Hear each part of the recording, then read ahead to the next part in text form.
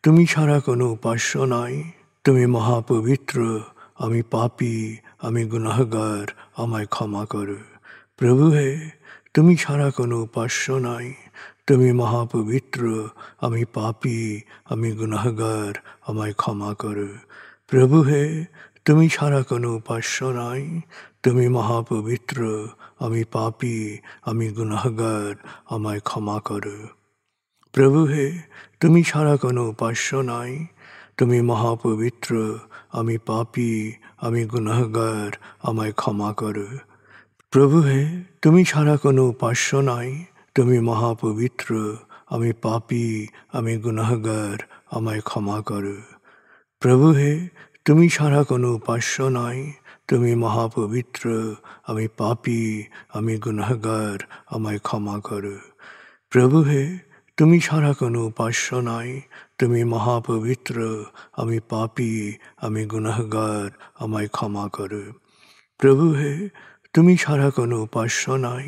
তুমি মহাপবিত্র, আমি পাপী, আমি গুনাহগার, আমায় ক্ষমা করো। প্রভু হে, তুমি ছাড়া কোনো উপাস্য নাই। তুমি মহাপবিত্র, আমি পাপী, আমি গুনাহগার, আমায় ক্ষমা করো। প্রভু হে, তুমি ছাড়া কোনো উপাস্য নাই। তুমি মহাপবিত্র, আমি পাপী, আমি গুনাহগার, আমায় ক্ষমা করো। প্রভু হে, তুমি ছাড়া কোনো উপাস্য নাই। তুমি মহাপবিত্র, আমি পাপী, আমি গুনাহগার, আমায় ক্ষমা করো। প্রভু হে, তুমি ছাড়া কোনো উপাস্য নাই। তুমি মহাপবিত্র, আমি পাপী, আমি গুনাহগার, আমায় ক্ষমা করো। প্রভু হে, তুমি ছাড়া কোনো উপাস্য নাই। তুমি মহাপবিত্র, আমি পাপী, আমি গুনাহগার, আমায় ক্ষমা করো। প্রভু হে, তুমি ছাড়া কোনো উপাস্য নাই। তুমি মহাপবিত্র, আমি পাপী, আমি গুনাহগার, আমায় ক্ষমা করো। প্রভু হে, তুমি ছাড়া কোনো উপাস্য নাই। তুমি মহাপবিত্র, আমি পাপী, আমি গুনাহগার, আমায় ক্ষমা করো। প্রভু হে, তুমি ছাড়া কোনো উপাস্য নাই। তুমি মহাপবিত্র, আমি পাপী, আমি গুনাহগার, আমায় ক্ষমা করো। প্রভু হে, তুমি ছাড়া কোনো উপাস্য নাই। তুমি মহাপবিত্র, আমি পাপী, আমি গুনাহগার, আমায় ক্ষমা করো।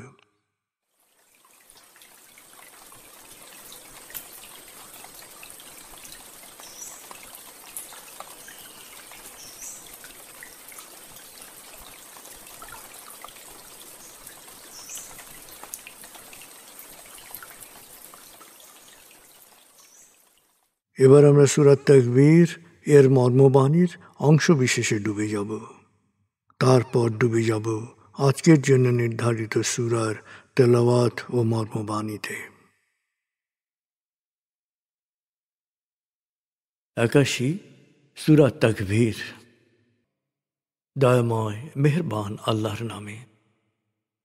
যখন সূর্য অন্ধকারে ঢেকে যাবে, যখন তারকারাজি নিজেদের আলো হারাবে, যখন পর্বতমালা মরীচিকার ন্যায় উধাও হবে, যখন পূর্ণ গর্ভবতী উটনী পরিত্যক্ত হবে, যখন সকল বন্য পশুকে একত্র করা হবে, যখন সমুদ্রের জলরাশি স্ফীত হবে, যখন দেহে আবার আত্মা সংযুক্ত হবে, যখন জীবন্ত কবর দেয়া শিশুকন্যাকে জিজ্ঞেস করা হবে কি অপরাধে তাকে হত্যা করা হয়েছিল, যখন প্রত্যেকের আমলনামা দেখানো হবে, যখন আকাশের আবরণ সরানো হবে, যখন জাহান্নামের আগুন গনগনে লাল করা হবে, যখন জান্নাতকে দৃশ্যমান করা হবে, সেদিন প্রত্যেকেই জানতে পারবে কি পরিণতির জন্যে সে নিজেকে প্রস্তুত করেছে, বুঝতে পারবে কি করা উচিত ছিল আর কি করা উচিত হয়নি।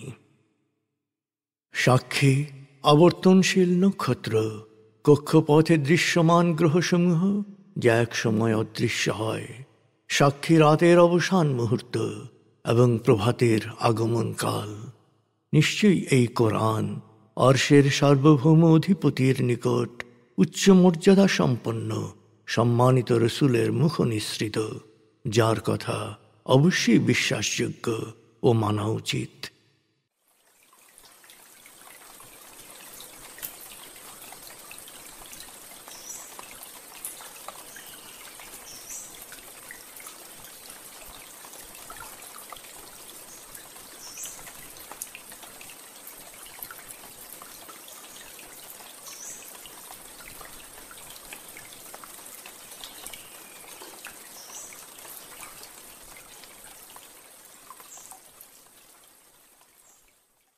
এবার আমরা সূরা ইয়াসিন ৬২ থেকে ৮৩ আয়াতের তেলাওয়াত ও মর্মবাণীর গভীরে ডুবে যাব।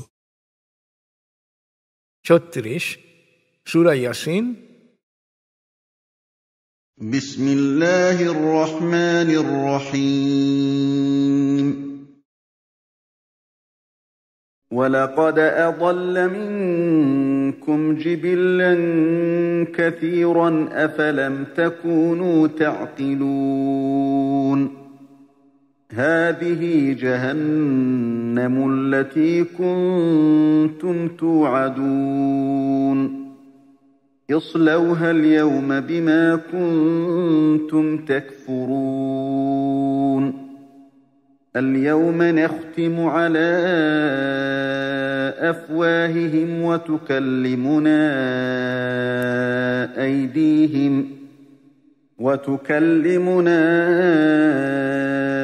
أَيْدِيهِمْ وَتَشْهَدُ أَرْجُلُهُم بِمَا كَانُوا يَكْسِبُونَ وَلَوْ نَشَاءُ لَطَمَسْنَا عَلَىٰ أَعْيُنِهِمْ فَاسْتَبَقُوا الصِّرَاطَ فَأَنَّىٰ يُبْصِرُونَ وَلَوْ نَشَاءُ لَمَسَخْنَاهُمْ عَلَىٰ مَكَانَتِهِمْ فَمَا اسْتَطَاعُوا مُضِيًّا وَلَا يَرْجِعُونَ وَمَن نُّعَمِّرْهُ نُنَكِّسْهُ فِي الْخَلْقِ ۖ أَفَلَا يَعْقِلُونَ وَمَا عَلَّمْنَاهُ الشِّعْرَ وَمَا يَنبَغِي لَهُ إِنْ هُوَ إِلَّا ذِكْرٌ وَقُرْآنٌ مُّبِينٌ لِيُنذِرَ مَن كَانَ حَيًّا وَيَحِقَّ الْقَوْلُ عَلَى الْكَافِرِينَ أَوَلَمْ يَرَوْا أَنَّا خَلَقْنَا لَهُم مِّمَّا عَمِلَتْ أَيْدِينَا أَنْعَامًا فَهُمْ لَهَا مَالِكُونَ وَذَلَّلْنَاهَا لَهُمْ فَمِنْهَا رَكُوبُهُمْ وَمِنْهَا يَأْكُلُونَ وَلَهُمْ فِيهَا مَنَافِعُ وَمَشَارِبُ أَفَلَا يَشْكُرُونَ وَاتَّخَذُوا مِن دُونِ اللَّهِ آلِهَةً لَّعَلَّهُمْ يُنصَرُونَ لَا يَسْتَطِيعُونَ نَصْرَهُمْ وَهُمْ لَهُمْ جُندٌ مُّحْضَرُونَ فَلَا يَحْزُنكَ قَوْلُهُمْ إِنَّا نَعْلَمُ مَا يُسِرُّونَ وَمَا يُعْلِنُونَ أَوَلَمْ يَرَ الْإِنسَانُ أَنَّا خَلَقْنَاهُ مِن نُّطْفَةٍ فَإِذَا هُوَ خَصِيمٌ مُّبِينٌ وَضَرَبَ لَنَا مَثَلًا وَنَسِيَ خَلْقَهُ قَالَ مَن يُحْيِي الْعِظَامَ وَهِيَ رَمِيمٌ قُلْ يُحْيِيهَا الَّذِي أَنشَأَهَا أَوَّلَ مَرَّةٍ وَهُوَ بِكُلِّ خَلْقٍ عَلِيمٌ الَّذِي جَعَلَ لَكُم مِّنَ الشَّجَرِ الْأَخْضَرِ نَارًا فَإِذَا أَنتُم مِّنْهُ تُوقِدُونَ أَوَلَيْسَ الَّذِي خَلَقَ السَّمَاوَاتِ وَالْأَرْضَ بِقَادِرٍ عَلَىٰ أَن يَخْلُقَ مِثْلَهُم ۚ بَلَىٰ وَهُوَ الْخَلَّاقُ الْعَلِيمُ إِنَّمَا أَمْرُهُ إِذَا أَرَادَ شَيْئًا أَن يَقُولَ لَهُ كُن فَيَكُونُ فسبحان الذي بيده ملكوت كل شيء وإليه ترجعون দয়াময় মেহেরবান আল্লাহর নামে। শয়তান তোমাদের আগেও অনেককে বিভ্রান্ত করেছিল, তারপরও কেন তোমরা তোমাদের বিচার বুদ্ধি প্রয়োগ করনি? এই সেই জাহান্নাম যে সম্পর্কে তোমাদের বারবার সতর্ক করে দেয়া হয়েছিল। যাও, এবার জাহান্নামের আগুনে জ্বলতে থাকো, কারণ তোমরা ক্রমাগত সত্যকে অস্বীকার করেছিলে।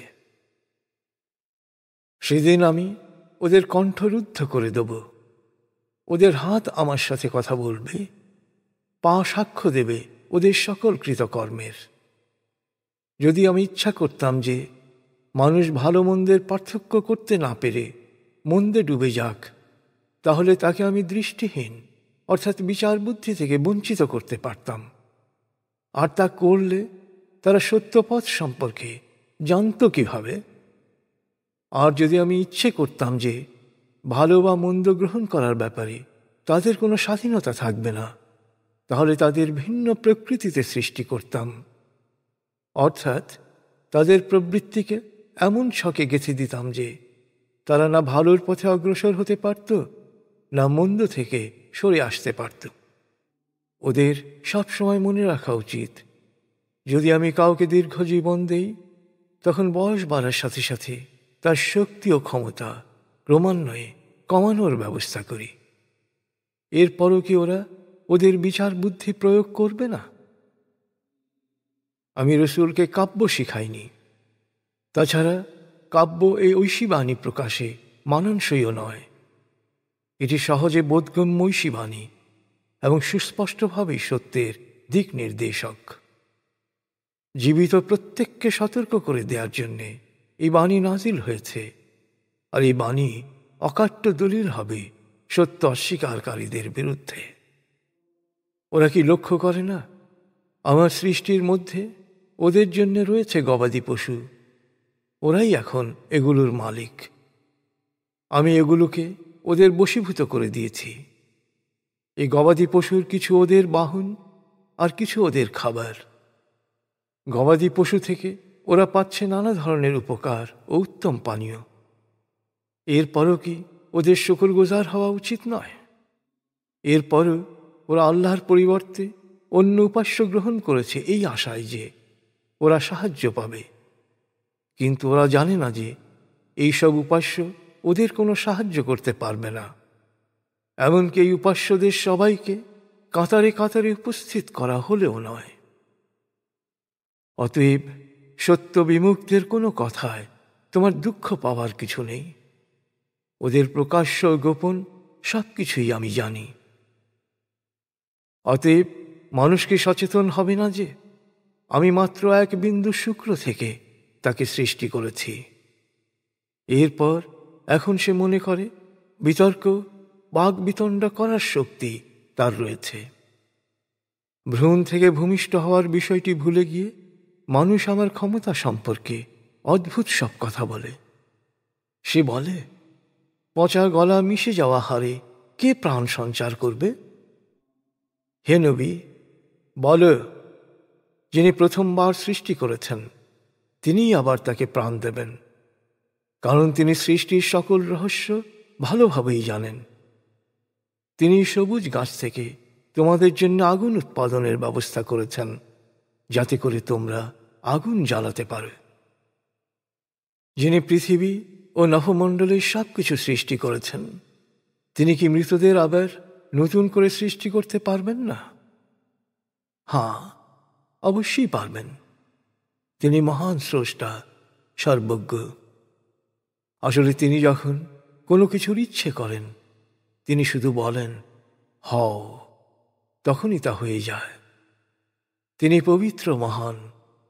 তিনি সর্ববিষয়ে সর্বময় কর্তৃত্বের অধিকারী, আর তার কাছেই তোমাদের ফিরে যেতে হবে।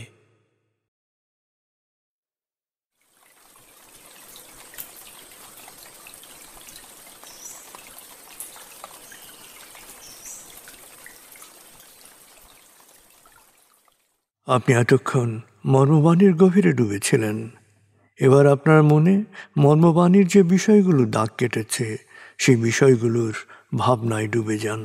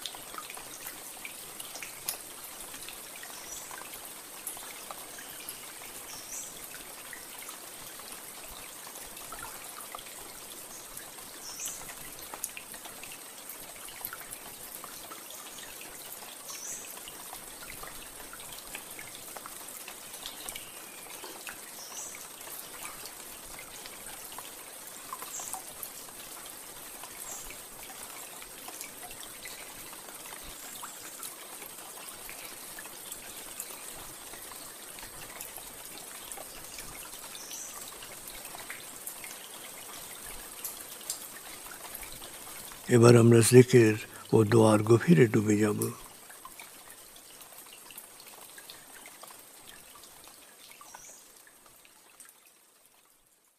এবার হালকাভাবে চোখ বন্ধ করুন, লম্বা দম নিন, নাক দিয়ে দম নিন, আস্তে আস্তে মুখ দিয়ে দম ছাড়ুন।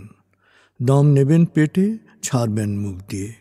দম নেওয়ার চেয়ে দম ছাড়তে সামান্য বেশি সময় নিন। দম নিতে নিতে ভাবুন প্রকৃতি থেকে আফুরন্ত প্রাণশক্তি শরীরে প্রবেশ করছে, আর দম ছাড়তে ছাড়তে ভাবুন শরীরের সকল দূষিত পদার্থ বাতাসের সাথে বেরিয়ে যাচ্ছে। নাক দিয়ে দম নিতে নিতে ভাবুন প্রকৃতি থেকে আফুরন্ত প্রাণশক্তি শরীরে প্রবেশ করছে, আর মুখ দিয়ে দম ছাড়তে ছাড়তে ভাবুন শরীরের সকল দূষিত পদার্থ বাতাসের সাথে বেরিয়ে যাচ্ছে। দম নিতে নিতে ভাবুন প্রকৃতি থেকে আফুরন্ত প্রাণশক্তি শরীরে প্রবেশ করছে, দম ছাড়তে ছাড়তে ভাবুন শরীরের সকল দূষিত পদার্থ বাতাসের সাথে বেরিয়ে যাচ্ছে। দম নিতে নিতে ভাবুন প্রকৃতি থেকে আফুরন্ত প্রাণশক্তি শরীরে প্রবেশ করছে, আর দম ছাড়তে ছাড়তে ভাবুন শরীরের সকল দূষিত পদার্থ বাতাসের সাথে বেরিয়ে যাচ্ছে। দম নিতে নিতে ভাবুন প্রকৃতি থেকে আফুরন্ত প্রাণশক্তি শরীরে প্রবেশ করছে, আর দম ছাড়তে ছাড়তে ভাবুন শরীরের সকল দূষিত পদার্থ বাতাসের সাথে বেরিয়ে যাচ্ছে। এবার দম স্বাভাবিক হতে দিন। স্বাভাবিকভাবে নাক দিয়ে দম নিয়ে নাক দিয়ে দম ছাড়ুন। আপনার অঙ্গ শিথিল ও নিষ্প্রাণ হয়ে আসছে। এবার নাক দিয়ে ধীরে ধীরে দম নিয়ে বেশ সময় নিয়ে ধীরে ধীরে নাক দিয়ে দম ছাড়ুন। দম নেওয়ার চেয়ে ছাড়ায় সময় একটু বেশি নিন। ধীরে ধীরে দম নিন, ধীরে ধীরে দম ছাড়ুন। ধীরে ধীরে দম নিন, ধীরে ধীরে দম ছাড়ুন। ধীরে ধীরে দম নিন, ধীরে ধীরে দম ছাড়ুন। ধীরে ধীরে দম নিন, ধীরে ধীরে দম ছাড়ুন। ধীরে ধীরে দম নিন, ধীরে ধীরে দম ছাড়ুন। এবার দম স্বাভাবিক হতে দিন। আপনি এখন দম খেয়াল করুন। বাতাস নাক দিয়ে ফুসফুসে প্রবেশ করছে, আবার বেরিয়ে আসছে। আপনার পুরো মনোযোগ নাকে দমের প্রবেশ পথে দিন। বাতাস স্বাভাবিক যাওয়া আসা করুক, আপনি শুধু দম খেয়াল করুন।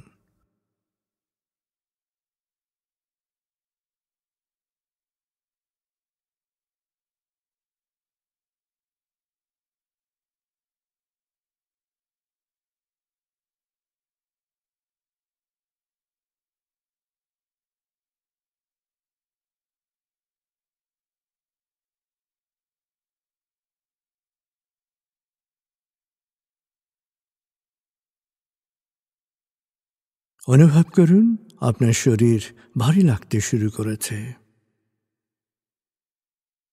আরাম, আরাম, আরাম। অনুভব করুন শীতলতা স্রোতের মতো, বরফ গলা পানির মতো আপনার মাথা থেকে শরীর বেয়ে নিচের দিকে নেমে যাচ্ছে।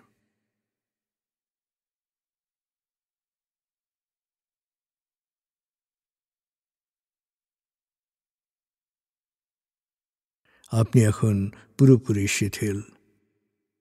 শিথিলায়নের গভীর স্তরে প্রবেশ করেছেন আপনি।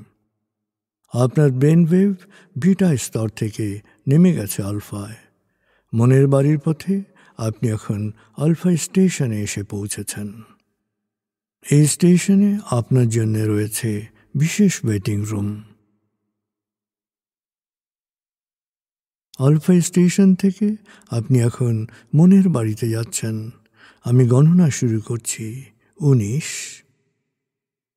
আপনি কল্পনা করুন শীতল নীল স্নিগ্ধ আলো বর্ষিত হচ্ছে আপনার উপর। আলোয় আপনি অবগাহন করছেন। আলোর এক সুন্দর পথে আপনি যাচ্ছেন মনের বাড়িতে। 18, 17, 16, 15। আলোর পথে পৌঁছে যাচ্ছেন মনের গভীর থেকে গভীরে। 14, 13, 12, 11। গভীর থেকে গভীরে। 10, 9, 8, 7, 6। গভীর থেকে গভীরে। 5, 4, 3, 2, 1, 0। আপনি পৌঁছে গেছেন মনের বাড়িতে। অনুভব করুন এক অনাবিল আনন্দ।